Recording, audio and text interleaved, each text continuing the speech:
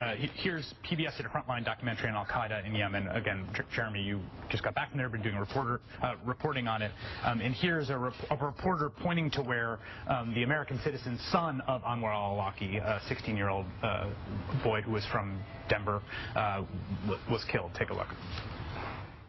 These are the spots where the son of the American preacher, Anwar al-Awlaki, was killed. His son and 8 of his friends were sitting in this place having dinner, and they were targeted by one rocket here, another rocket there. If you see this big circle, targeted them, and then another rocket beyond this area.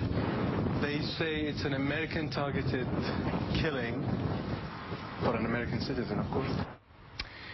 Jeremy, you used the word murder before when you talked about the people who have been killed by these strikes who are not combatants, we can establish. And obviously that's a loaded word because it carries certain moral and legal ramifications. Why do you use that word? If someone goes into a shopping mall in pursuit of one of their enemies and opens fire on a crowd of people and guns down a bunch of innocent people in a shopping mall, they've murdered those people.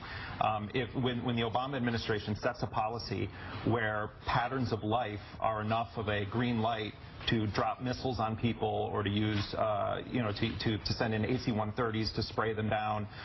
But that wasn't the case here. You're talking about a targeted person here. No.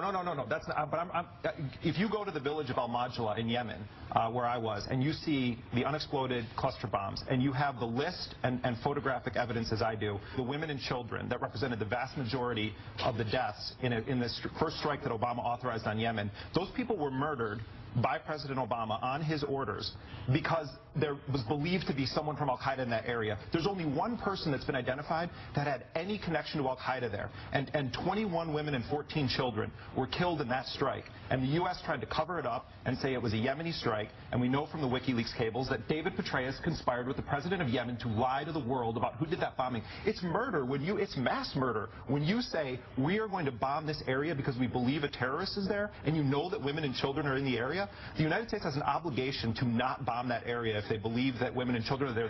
I'm sorry, that's murder. In the 60 days before D-Day, the U.S. Army Air Forces based out of the U.K. conducted a road interdiction campaign in France.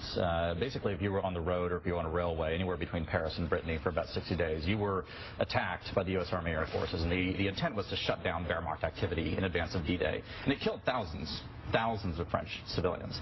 Were they murdered? Well, yeah. No, they weren't. No reasonable person thinks that these people were murdered. I'm a reasonable person, and I've been to these places, and I believe that when you drop bombs knowing you're going to kill women and children, that is. Well, let me move from